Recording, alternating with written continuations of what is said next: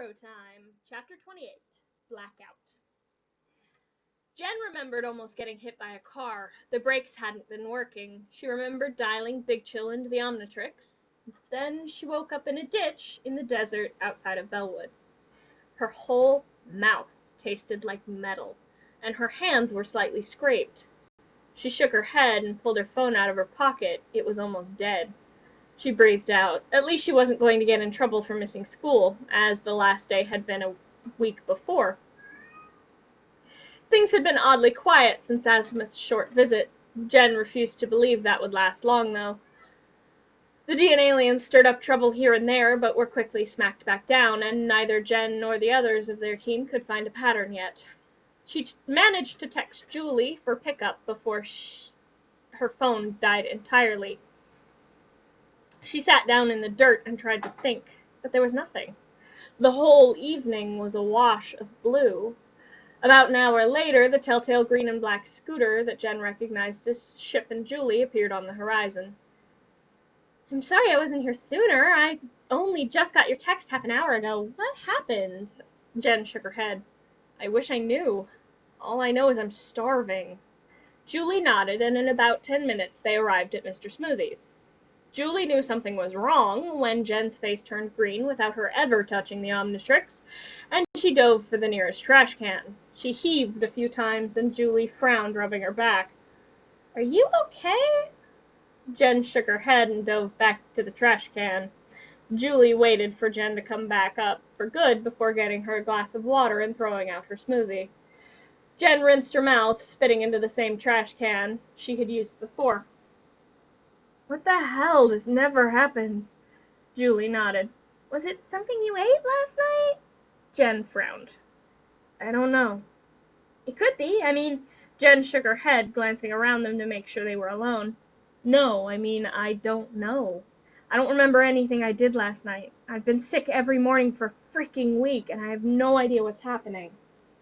Julie raised both eyebrows. "Do you have any other symptoms?" Jen rolled her shoulders.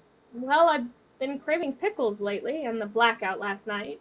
And I've been sick or nauseous all week, and extremely hungry." Julie folded her arms as Ship chirruped at them from the Vespa Julie rode around on. She cleared her throat. "I need you to be entirely honest with me, Jen." Jen frowned at her friend. "Okay." "Before I left, did you two—" Julie left the question hanging and saw realization and slight horror in Jen's eyes as she recognized the implication. "Julie, we barely kissed. I haven't done that with anyone." Julie frowned. "Then maybe it's some weird alien cold or something?" Jen let out a long, suffering sigh, then nodded. "Maybe." Julie perked up. "I have an idea. I can help you. Tell me what you do remember from last night. Go through it up until the blackout." Jen nodded as Julie pulled a notebook out of her purse on her hip. Jen went through the day as carefully as she could. She described the near-vehicular homicide she'd experienced, realizing that it hadn't been intentional and that there was something wrong, then spinning the dial on the Omnitrix to Big Chill, slapping the dial down, then nothing. Just blue. That was it. Then I woke up this morning outside of town in the ditch where I texted you from. My whole mouth tasted like metal." Julie nodded and flipped her notebook closed. "Okay, so the next step is to see what happens when you transform again. That seems to be the only thing that might be the cause of the blackout." Jen nodded. "I'll be honest, the Omnitrix has been acting weird. There's a new alien." Julie frowned. "Is that normal?" Jen shook her head. "Getting new aliens is never something the Omnitrix just lets me do. Last time it happened, I got bitten by an alien. I thought I was turning into a werewolf." Julie looked her over like she was trying to tell if she was lying or not. "You're serious?" Jen nodded. "I'm sort of scared to try it. After what happened with Alien X." Jen had told Julie everything, since Julie had been very curious about Al's sudden disappearance. The official story had been that he had moved back to Greece, but Jen had told Julie the truth of the events of that day. Jen thought for a moment. But then again, something else did happen too. While I was Alien X, I heard the Omnitrix say new DNA sample acquired. It was when he when he kissed me for the first time. Julie blinked. You think the Omnitrix took it as a DNA sample? Maybe that's what's messing with the watch? Jen ran her hands through her hair, looking up at her friend. It's possible. Only one being in the universe actually understands the Omnitrix, and that's the Galvin who made it. I don't think he'd even answer my questions if I could ask. Julie nodded at Jen and put her hand on her friend's shoulder. Then let's go about this the right way and figure it out. We can do this. Jen took Julie's hand and nodded. Yeah, not here though. Come on. Both girls loaded onto Julie's Vespa and took off for the tennis player's house. By the end of the night, Julie was in a panic. She couldn't get Gwen or Kevin on the phone. Jen had attacked several people, leaving no lasting injuries, luckily, just a bit of frostbite. But she had eaten a drive-in and several other towering metal structures before giving Julie the slip.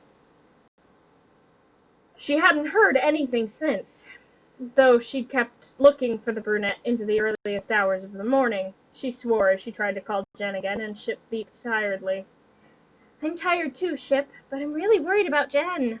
Julie drummed her fingers on the Vespa, then nodded, rubbing her eyes. We'll go home and rest for a few hours, then go look again. Ship beeped in agreement, and the Vespa turned, as if of its own accord, back to Julie's house. Jen made her way back home alone the next morning. Everything was a haze, even now. She shook her head and unlocked her front door with the spare key. This time there were blisters on her fingers, like she'd burned herself. She shook her head, her hands shaking as she tossed off her jacket. She pulled her phone out of her pocket and plugged it into the charger they kept in the living room. She kicked off her shoes and trudged over to the fridge. Come on, we've got to have some in here somewhere. Aha! She exclaimed in triumph, pulling a jar of pickles out of the back of the fridge.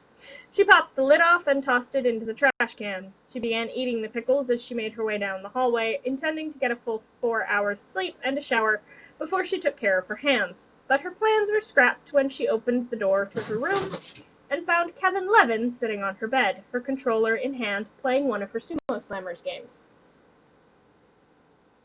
He hit the pause button as soon as he spotted her. There you are. I've been trying to get a hold of you all morning. Yeah, my phone is dead.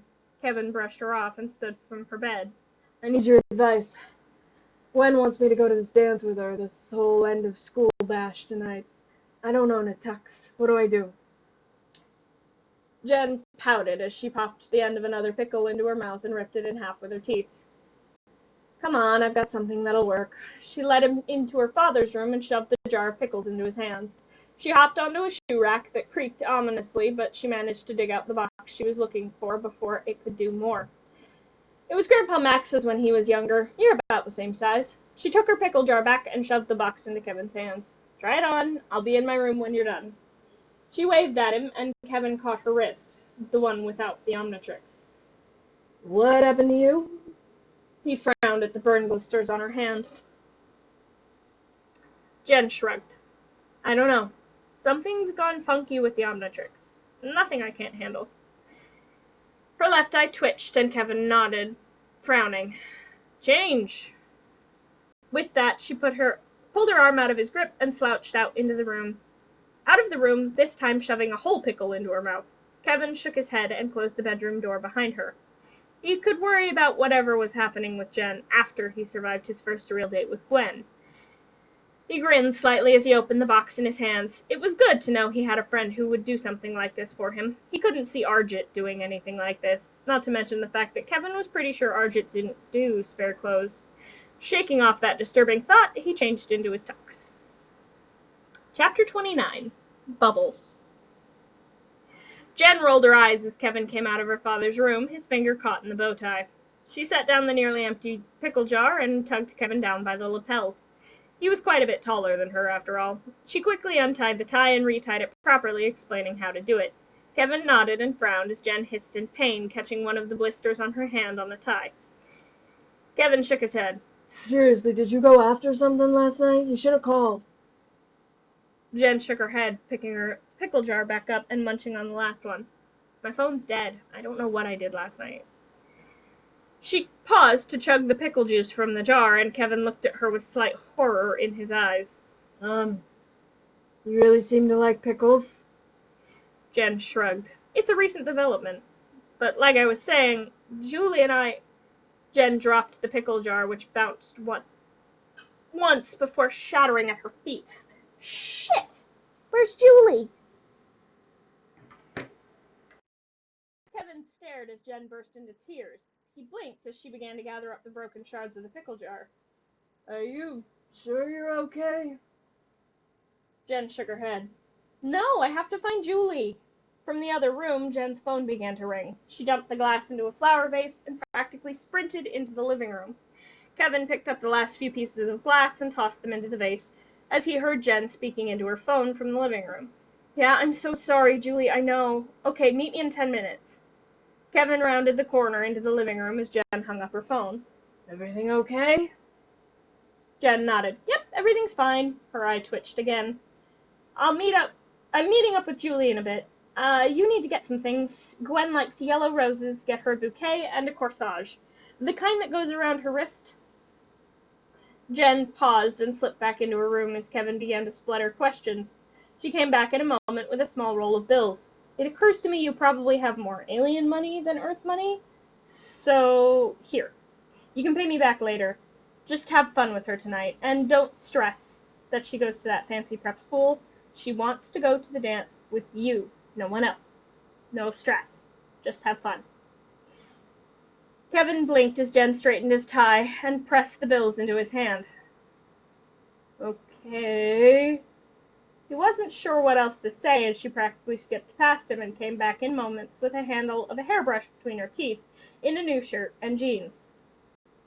She finished pulling on a zip-up hoodie Kevin hadn't seen before, sage green with black trim and a black number 10 on the upper right chest, and spat out the hairbrush. She ran it through her short hair, and Kevin shook his head. Lock up when you leave, Jen called over her shoulder and left. Just like that, leaving Kevin alone in a tux in the middle of the living room. I don't even know what a corsage is. Julie wholeheartedly agreed with Jen's decision not to use the Omnitrix for the rest of the day.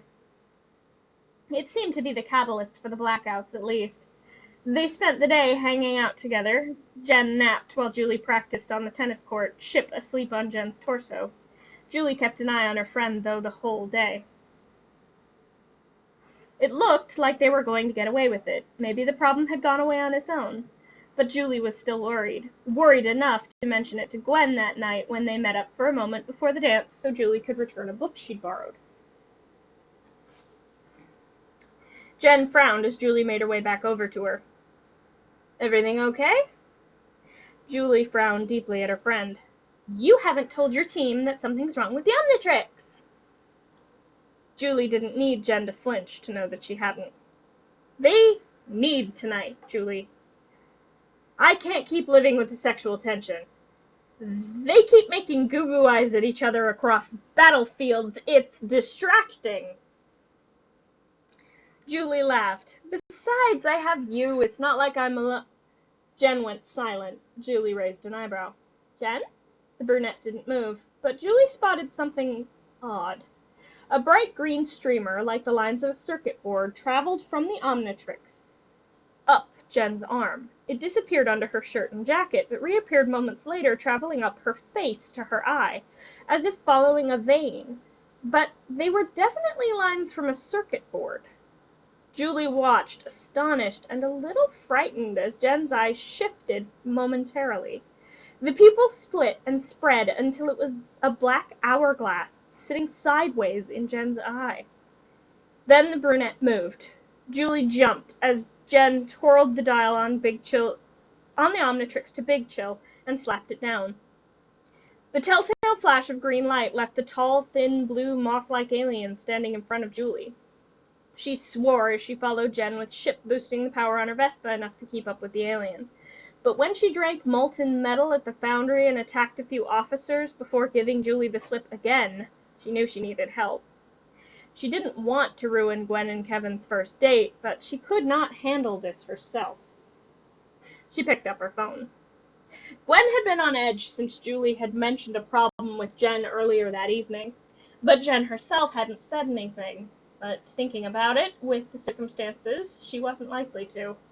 Gwen smiled at the flowers in her hands. Yellow roses. How did you know? Learning that Jen had been behind both the corsage and the roses confused Gwen, but she began to be seriously concerned when Kevin talked about the mystery wounds on Jen's hands and the fact that she didn't remember the night before. Gwen was disappointed that they didn't get the chance to go to the dance, but her concern for her cousin overrode that as they sped off to the outside of Bellwood. I don't want any help!